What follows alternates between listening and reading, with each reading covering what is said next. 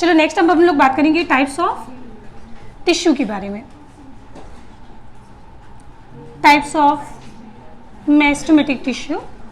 बातें नहीं करें भैया, मेरी रिकॉर्डिंग खराब हो रही है, बात नहीं करें। अब पंखे की आवाज़ कम कर दे। तो मेस्टमेटिक टिश्यू कितने टाइप के होते हैं? 2 टाइप के। पहला हम पढ़ेंगे इसमें based on origin, based on origin. फिर हम पढ़ेंगे बेस्ड ऑन लोकेशन,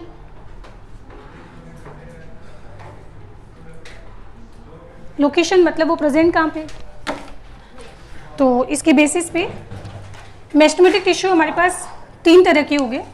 एक हो जाएगा यहाँ पे अपाइकल मेरिस्टेम, पोजीशन के बेसिस पे, अगर मान लो वो टिप पे प्रेजेंट है। और इसका एग्जांपल क्या हो सकता है? टिप कौन सा? देखो एक आपके पास शूट होता है, तो शूट का टिप होता है, तो उसको बोलेंगे शूट का अपाइकल, और फिर यहाँ पे मेरिस्टेम, तो ये हो जाएगा सेम। और फिर ये आपके पास रूट है, तो रूट का भी ये कौन है? टिप है, तो यहाँ पे होता है रूट और इसके अपाइकल, और ये क्या हो जाएगा? मेरिस्टेम। तो अपाइकल मेरिस्टेम के कितने एग्जाम्पल हो गए? सेम और कौन हो जाएगा? रैम। अच्छा, सेम और रैम अगर एक्टिवेट होगा तो क्या होगा? सेम जब भी एक्टिवेट होगा तो यहाँ पे शूट की लेंथ बढ़ेगी, और जब भी रैम एक्टिवेट होगा तो यहाँ पे रूट की लेंथ बढ़ेगी। और लेंथ कौन सी होती है? प्राइमरी ग्रोथ या सेकेंडरी ग्रोथ? प्राइमरी ग्रोथ होती है। तो इन दोनों का काम क्या है? प्राइमरी ग्रोथ में कंट्रीब्यूट करना। सुनना ध्यान से। नाउ दूसरा इसमें आता है intercalary meristem. Intercalary meristem, intercalary meristem, these are left over of SAM. SAM जब डिवाइड करता है और डिवाइड करने के बाद जब आगे बढ़ जाता है, जैसे मान लो कि ये सेम है, ये डिवाइड हुआ, डिवाइड होने के बाद यहाँ पे 100 नई सेल बन गई, तो जो पीछे सेल रह गई वो किस में कन्वर्ट हो जाएगी? परमानेंट में। ये कौन रहेगा? मेस्टमेटिक रहेगा।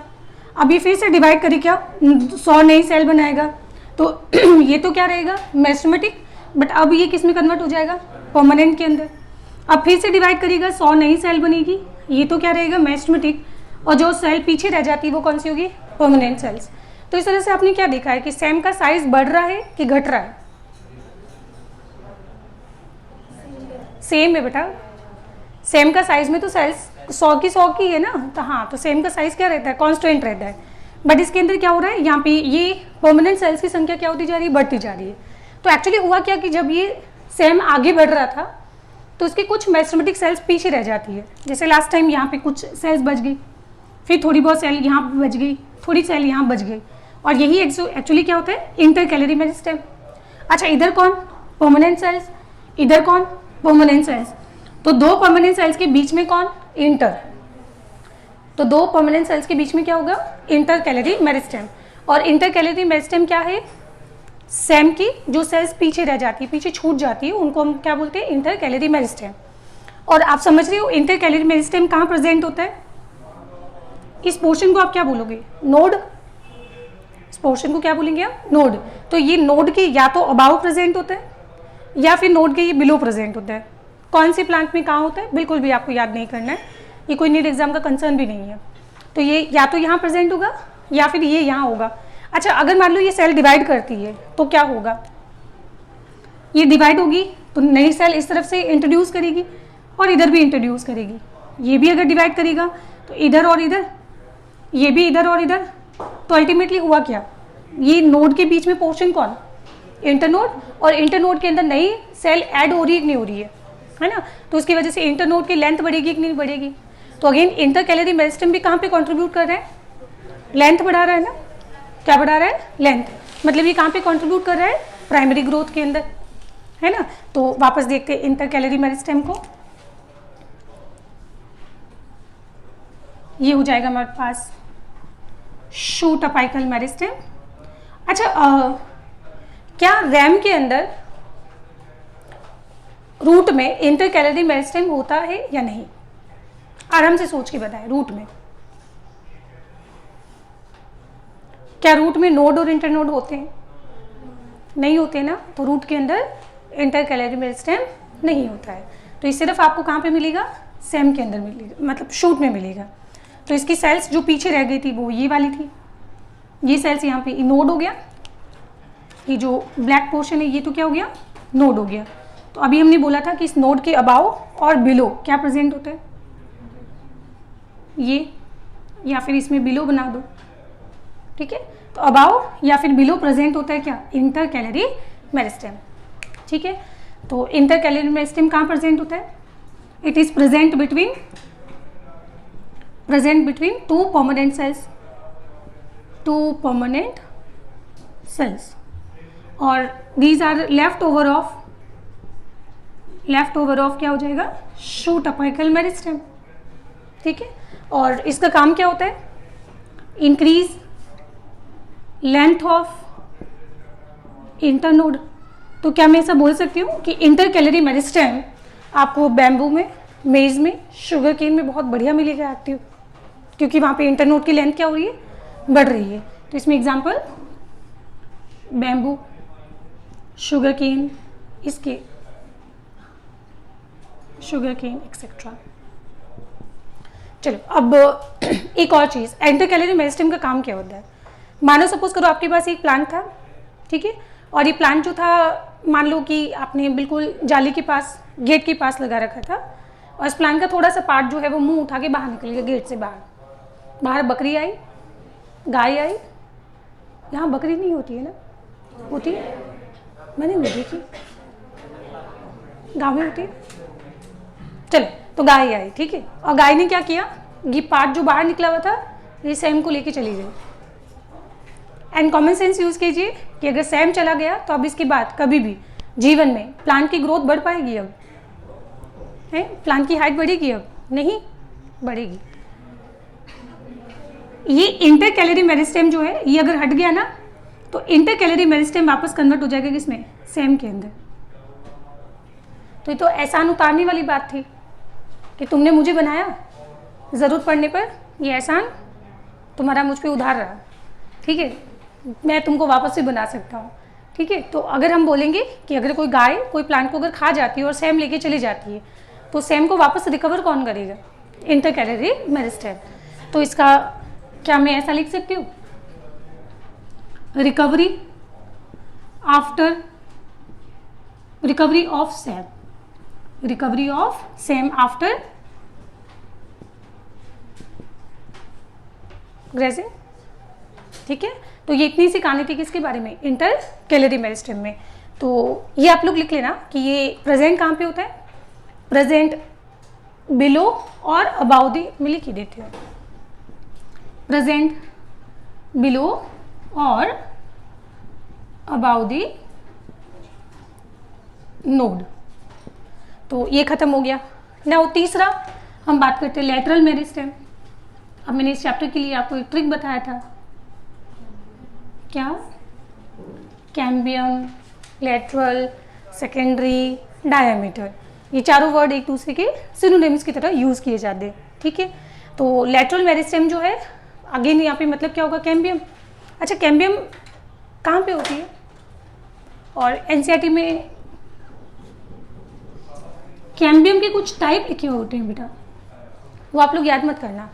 Inter calorie meristem, sorry inter नहीं, इंट्राफेसिकुलर कैम्बियम, एक होता है इंटरफेसिकुलर कैम्बियम और एक होता है कॉर्क कैम्बियम।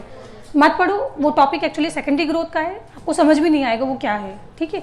तो अभी सिर्फ याद रखना कि कोई भी कैम्बियम उठा लो, वो सारी कैम्बियम कैसी होती है वो कैसी होगी, लेटरल मेरिस्टेम होगी। अब लेटरल मेरिस्टेम में इसका डायग्राम हम कुछ इस तरह से बनाएंगे, लाइक ये ब्लू कलर दिख रहा है, ये है lateral meristem. And common sense की बात है कि इसमें अगर कभी भी फ्यूचर में अगर ग्रोथ हुई तो ये ग्रोथ कैसे बढ़ेगी, ऐसे, ये ग्रोथ कैसे बढ़ेगी, ऐसे। तो उस कंडीशन में क्या होगा, इस प्लांट की डायमीटर बढ़ेगा कि नहीं बढ़ेगा। नाउ आपको ये ऐसा नहीं लग रहा है सिलेंड्रिकल है, लेटरल मेरिस्टेम आपको कैसा दिखाई दे रहा है, सिलेंड्रिकल, क्यों, देखो आप सुनो, कैम्बियम क्या होता है, अगर ये हमने रूट का या लीफ का ट्रांसफर सेक्शन, स्टेम का ट्रांसफर सेक्शन लिया है, और इस ट्रांसफर सेक्शन के अंदर यहाँ पे ये प्रेजेंट होते हैं वैस्कुलर बंडल, और वैस्कुलर बंडल क्या होते हैं, xylem plus phloem is equal to vascular bundle. Xylem और फ्लोएम दोनों को मिला के क्या बोलते हैं? वैस्कुलर बंडल बोलते हैं। तो यहाँ पे ये बाहर कौन है? फ्लोएम, अंदर कौन है? Xylem. Phloem xylem, phloem xylem, phloem xylem, ठीक है। और फ्लोएम और जाइलम के बीच में ये जो सेल्स आपको दिखाई दे रही है रेड कलर वाली, इसको बोलते हैं कैम्बियम। इन सेल्स को क्या बोलेंगे? कैम्बियम। अच्छा, फिर यहाँ पे वैस्कुलर बंडल और बना दो तो इसमें और कैम्बियम हो जाएगा। यहाँ पे वैस्कुलर बंडल और बना दो और कैम्बियम हो जाएगा। तो इस तरह से आप इन सबको अगर जोड़ोगे तो ये पार्ट ऐसा हो जाएगा। ये तो आपको जब ट्रांसफर सेक्शन दिखाई दे रहा है तो ऐसा है, और जब आप इसको इस तरह से देखोगे तो ये पूरा आपको सिलेंड्रिकल नहीं लगेगा, है ना। सो दैट्स वाई इसका स्ट्रक्चर जो है वो कैसा होता है? सिलेंड्रिकल होता है, कोई परेशानी। और लेटरल मेरिस्टेम का जो काम है वो क्या होता है? प्लांट की गर्थ इंक्रीज करना, डायमीटर ग्रोथ, है ना, इंक्रीज करना। तो ये लेटरल मेरिस्टेम कब एक्टिवेट होता है? प्राइमरी ग्रोथ के दौरान या सेकेंडरी ग्रोथ के दौरान? कॉमन सेंस की बात है, इसका काम ही काम पे होता है सेकेंडरी ग्रोथ। तो ये सेकेंडरी ग्रोथ के दौरान क्या होगा? एक्टिवेट होगा, कोई परेशानी। अच्छा, अब हम बात करते हैं, ये तो हमने लोकेशन के बेसिस पे बात की थी कि मेरिस्टेमेटिक टिश्यू होता कहाँ पे। टिप में होगा कि परमानेंट सेल्स के बीच में होगा कि लेटरल होगा, ये तो इसका लोकेशन हो गया। तो क्या मुझे बताओ, प्लांट में जो ग्रोथ होती है वो ओवरऑल होती है कि लोकलाइज्ड ग्रोथ होती है? हमारी बॉडी के अंदर ऐसा होता है कि कोई पार्ट स्पेसिफिक बढ़ रहा है, लेफ्ट वाला पार्ट पूरा बॉडी का इंक्रीज हो रहा है बट राइट वाला नहीं बढ़ रहा है।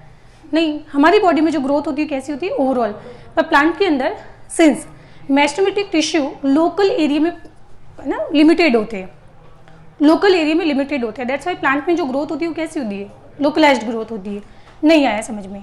एक प्लांट है, इसके ऊपर ये मान लो सेम है, मैंने यहाँ पे इसमें कील लगा दी, 5 साल बाद में ये कील, और डिस्टेंस में बात कर रही हूँ, जमीन से 5 मीटर ऊपर मैंने कील लगा दी, तो आपको 5 साल बाद ये कील कितनी ऊपर हाइट पे मिलेगी? सेम जगह मिलेगी भैया, क्योंकि यहाँ पे जितने भी जो सेल्स है वो तो परमानेंट है, वो थोड़ी ना डिवाइड करेगी। डिवाइड कौन करता है? सेम करता है। बात आई समझ में? तो प्लांट के अंदर कहाँ हो रही है ओवरऑल ग्रोथ? ओवरऑल ग्रोथ का मतलब होता है ये और ये सभी डिवाइड करें।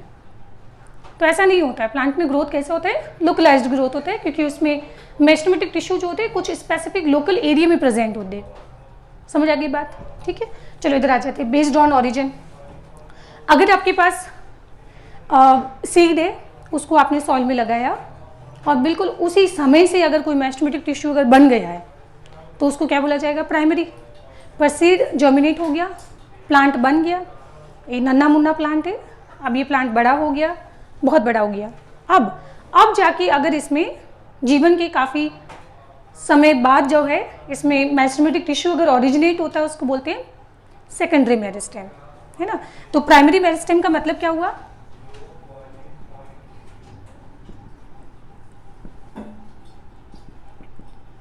प्राइमरी मेरिस्टेम, और दूसरा हो जाएगा यहाँ पे सेकेंडरी मेरिस्टेम। तो ये कब प्रेजेंट होता है? प्रेजेंट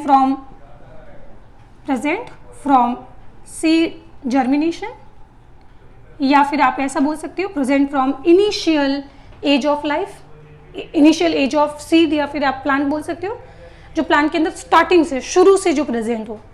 स्टार्टिंग से जो प्रेजेंट है, शुरू से जो प्रेजेंट है, उसको क्या बोला जाएगा? प्राइमरी। और ये कब डेवलप होता है? Develop later age of life, later age of life. बाद में कभी जाके डेवलप हो तो उसको बोला जाएगा सेकेंडरी मेरिस्टेम। अच्छा, प्राइमरी मेरिस्टेम का एक और मैं ट्रिक बताती हूँ याद रखने का। इसका काम होता है लेंथ इंक्रीज करना। नाम ही क्या है? प्राइमरी। तो ये कहाँ पे कंट्रीब्यूट करेगा? प्राइमरी ग्रोथ में। और प्राइमरी ग्रोथ का मतलब क्या हुआ? लेंथ बढ़ना। अच्छा, यहाँ पे क्या लिखा है? सेकेंडरी। तो इसका मतलब ये कहाँ कंट्रीब्यूट करता है? ये कंट्रीब्यूट करता है सेकेंडरी ग्रोथ के अंदर। और सेकेंडरी ग्रोथ का मतलब क्या होता है? प्लांट का डायमीटर इंक्रीज करना। ठीक है। अच्छा, अब एग्जांपल बताओ प्राइमरी मेरिस्टेम के क्या हो सकते हैं? यहाँ से देख के कौन कौन है जो बेटा लेंथ बढ़ा रहा है? Very nice. Shoot apical meristem length बढ़ा रहा है, रूट अपाइकल मेरिस्टेम भी लेंथ बढ़ा रहा है रूट की। Very nice. और इंटरकैलरी मेरिस्टेम भी इंटरनोड की लेंथ बढ़ा रहा है। अगर ऐसे नहीं समझ आए तो ये खुद बना कहाँ से, सेम से, और सेम अगर प्राइमरी है तो ये खुद भी कैसा होगा, प्राइमरी होगा। तो यहाँ पे एक और एग्जाम्पल आ जाएगा, इंटर कैलरी मेरिस्टेम। यहाँ पे एग्जाम्पल क्या आ जाएगा, कैम्बियम, इंटरफेसिकुलर, इंट्राफेसिकुलर, है ना, और कोर कैम्बियम। सारी तरह की कैम्बियम कैसी होगी, सेकेंडरी होगी ओरिजिन के अंदर। बाकी कुछ डिफरेंस क्या होता है, अगर आपका सेकेंडरी ग्रोथ टॉपिक रहा तो मैं आपको अच्छे से एक्सप्लेन करूंगी। तो ये था apical meristem, intercalary meristem, और ये था लैटरल मेरिस्टेम। कोई परेशानी इसमें? नाउ अब हम बात करते हैं इसमें सेम और रैम के ऑर्गेनाइजेशन के बारे में बात करते हैं। Organization of SAM and RAM.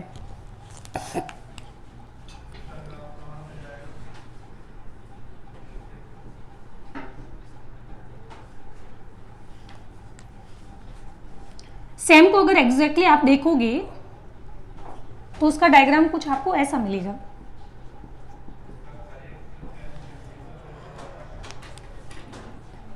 देखो ये यहाँ पे जो सेल्स आपको दिखाई दे रही है, ये कैसी है, मेरिस्टेमेटिक पार्ट है। ये पार्ट कैसा है, मेरिस्टेमेटिक सेल्स हो गई यहाँ पे, जिनका काम होता है फास्ट डिवाइड करना। और आप लोग जानते हो कि अगर ये सेल खत्म हो गई तो बेटा बड़ी प्लांट की ग्रोथ में दिक्कत हो जाएगी, है ना। तो इसको प्रोटेक्ट करना बहुत ज़रूरी है। तो उसको, क्योंकि हवा में बेटा, हवा में बहुत सारी, हवा में फंगस, बैक्टीरिया और वायरस की मतलब स्पोर्स होते कि नहीं होते, तो यहाँ पे इजीली इन्फेक्शन हो सकता है। तो उसको प्रोटेक्शन देना बहुत ज़रूरी है। तो रूट को तो आप प्रोटेक्शन कैसे देते हो, रूट कैप से। यहाँ इसको कैसे प्रोटेक्ट करोगी,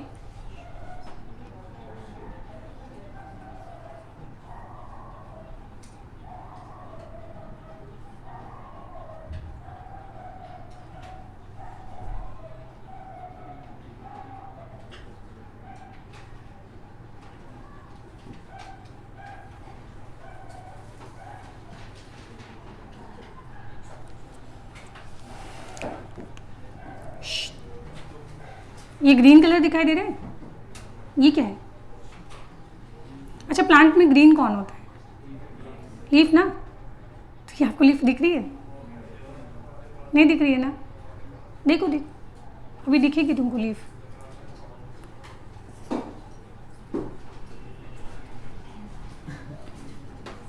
मन से देखो बेटा, ये आपको अभी लगेगी लीफ।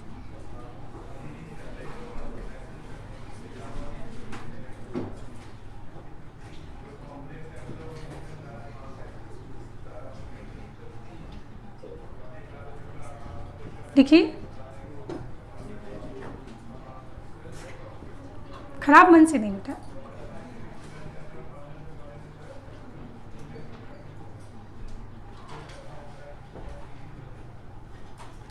ये लीफ की प्रिकर्सर फॉर्म है, इनको बोलते हैं लीफ प्रिमोडिया। आगे जाके ये जब सेम आगे चला जाएगा तो ये लीफ प्रिमोडिया ऐसे लीफ में ओपन हो जाएगी, ठीक है। तो इनको क्या बोला जाएगा, ये हो जाएगा लीफ प्रिमोडिया। एंड लीफ प्रिमोडिया मतलब प्रिकर्सर ऑफ लीफ। आगे जाके फ्यूचर में ये किस में कन्वर्ट होगा, लीफ के अंदर। तो मॉर्फोलॉजी खत्म नहीं हुआ ना आपका। मॉर्फोलॉजी में एक इंपॉर्टेंट चीज पढ़ेंगे बेटा। देखो लीफ का हमेशा ओरिजिन कैसा होता है, एक्रोपिटल होता है। इसका अरेंजमेंट कैसा होता है, एक्रोपिटल। क्यों, सुनो, अगर आपके पास ये मान लो सेम है और इसके ऊपर ये मान लो लीफ प्रिमोडिया, सेम आगे चला गया, ये जो है कन्वर्ट हो गया किसमें, लीफ के अंदर। इसके ऊपर नई लीफ प्रिमोडिया बन गई। सेम जब और आगे बढ़ेगा तो ये किसमें कन्वर्ट हो जाएगा, लीफ के अंदर। इसके ऊपर नई लीफ प्रिमोडिया बन जाएगी। जब सेम और आगे बढ़ेगा तो यहाँ पे ये कन्वर्ट हो जाएगा लीफ में, और इसके ऊपर नई लीफ प्रिमोडिया बन जाएगी। तो आप बताओ कि सबसे घर में जो पहले पैदा होता है वो सबसे बड़ा होता है कि छोटा होता है? दादाजी जो सबसे पहले पैदा हुए वो घर में सबसे बड़े हैं ना। फिर तो देखो, ये सबसे पहले पैदा हुआ था, तो ये जो लीफ है वो आपको साइज में ग्रोथ करती हुई दिखाई देगी। ये सेकेंड टाइम पैदा हुआ तो ये आपको थोड़ी छोटी दिखाई देगी। ये थोड़ा लेट पैदा हुआ तो ये और छोटी दिखाई देगी, और यहाँ वाली लीफ बहुत छोटी होगी।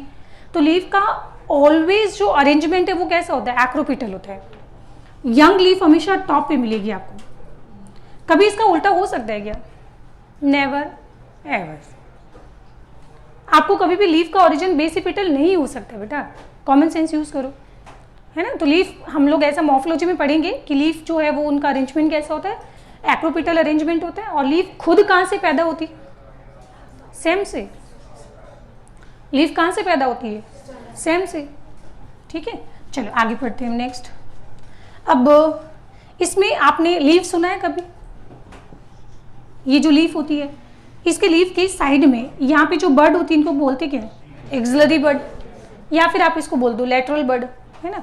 तो एक्सिलरी बर्ड का काम क्या होता है, अगर ये बर्ड कभी जीवन में अगर एक्टिवेट हुई तो ये या तो बनाएगी ब्रांचेस या फिर ये कन्वर्ट हो जाती है फ्लावर के अंदर जनरली। बाकी और क्या मॉडिफिकेशन हो सकते हैं वो प्लांट टू प्लांट वेरी करते हैं, बाद में बात करेंगे, ठीक है। फिलहाल एक्सिलरी मेरिस्टेम जो है वो कैसे पैदा होता है, लीफ के साइड में होता है ना। हाँ, तो ये जो आपको मेरिस्टेमेटिक पार्ट दिखाई दे रहा है, इस मेरिस्टेमेटिक पार्ट की जो सेल्स पीछे रह जाती है वो तो इंटरकैलरी बन जाती है, इसकी कुछ सेल्स और भी पीछे रह जाती है। तो ये क्या, लीफ प्रिमोडिया, और लीफ के साइड में जो बर्ड होगी उसको क्या बोला जाएगा, एक्सिलरी बर्ड। लीफ के साइड में जो बर्ड होगी उसको क्या बोला जाएगा, yes this is axillary bud. तो क्या मैं ऐसा बोल सकती हूँ कि axillary bud is also left over of same की ही कुछ सेल्स जो पीछे रह जाती है। और इन फ्यूचर अगर ये एक्टिवेट होगा तो फ्यूचर में जाके ये क्या बनाएगा, फ्यूचर में ये आगे जाके या तो ब्रांच बनाएगा या फिर ये डेवलप करेगा यहाँ पे क्या, फ्लावर। बताइए कोई परेशानी इसमें, नहीं। अच्छा, अगर आपने यहाँ पे सेम को अगर ध्यान से देखा है तो आपको नहीं लग रहा है कि ये वाला पार्ट इसमें नैरो है और ये वाला पार्ट यहाँ पे ब्रॉड हो गया, एंड फिर आगे जाके ये पार्ट फिर से नैरो हो गया, फिर आगे जाके ये पार्ट फिर से ब्रॉड हो गया। ये क्या कहना चाहता है,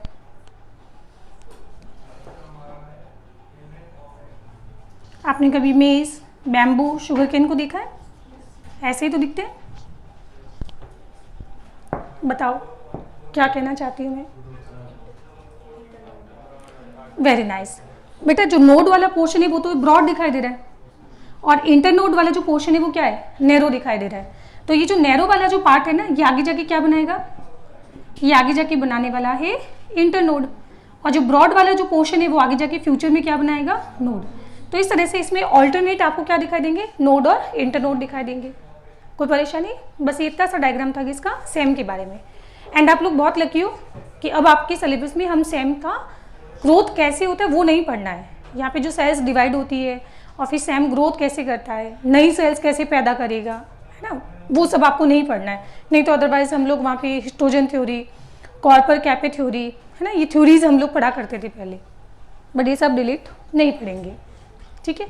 चलो, तो ये सेम की कहानी हो गई खत्म। नेक्स्ट आ जाते हैं रैम के ऊपर। तो रूट अपेकल मेरिस्टेम, ये पार्ट आपको दिखाई दे रहा है, मेरिस्टेमेटिक पार्ट हो गया।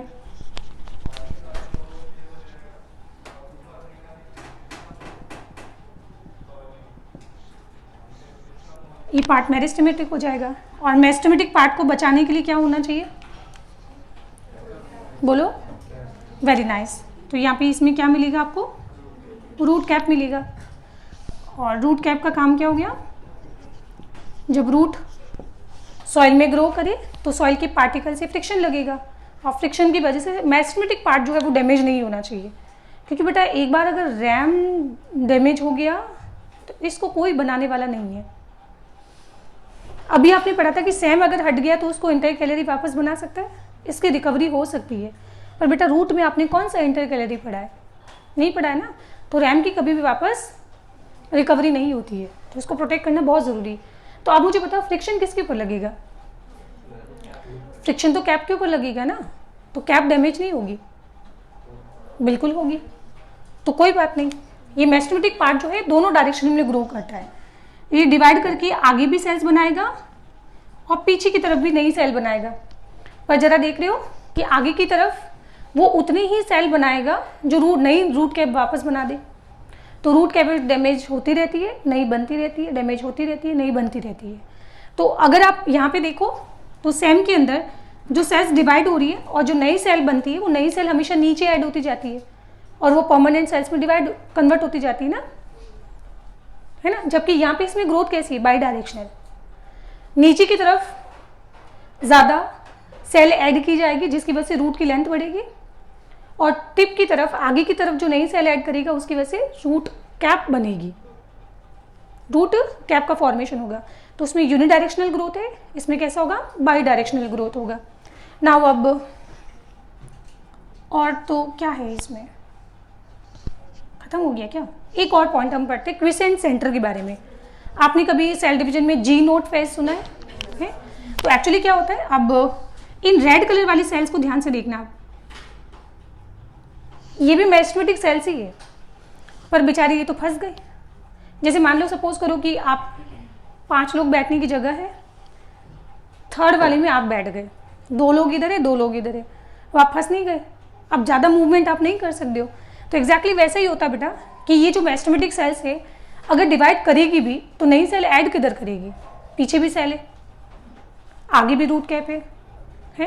तो वही होता है ना, जब आपको अपने मन की नहीं की जाती है, मन का नहीं कर पाते हो तो आप काम छोड़ देते हो, जाओ मैं नहीं करूँगा, है ना। तो ये जो सेल्स होती है ना, ये भी डिवाइड करना छोड़ देती है तो ये मेरिस्टेमेटिक सेल्स, पर इसने डिवीजन करना छोड़ दिया, तो उसको बोला जाता है क्विसेंट सेंटर। क्विसेंट का मतलब ही क्या होता है, शांत। और यहाँ पे जितनी भी जो सेल होती है वो कहाँ पे एंटर हो जाती है, जी नॉट फेज में चली जाती है। जिन्होंने ग्रोथ तो किया पर बेचारी को मौका ही नहीं मिला नई सेल बनाने का, तो वो एंटर हो जाती है कहाँ पे, वो सेल डिवीजन को एग्जिट कर देती है और एग्जिट करके जी नॉट फेज में एंटर हो जाती है। अब मुझे बताओ कि ये सेल मेटाबॉलिकली एक्टिव होगी कि इनएक्टिव होगी, आराम से सोच के बताओ, एक्टिव या इनएक्टिव? क्या ये डिवाइड कर रही है नुक्रेटिव? नहीं कर रही है ना, तो ये एक्टिव होगी कि इनएक्टिव होगी? और इनएक्टिव मेटाबॉलिज्म का मतलब होता है सेल मर गई है, तो एक्टिव होगी बेटा, हाईली एक्टिव नहीं होगी।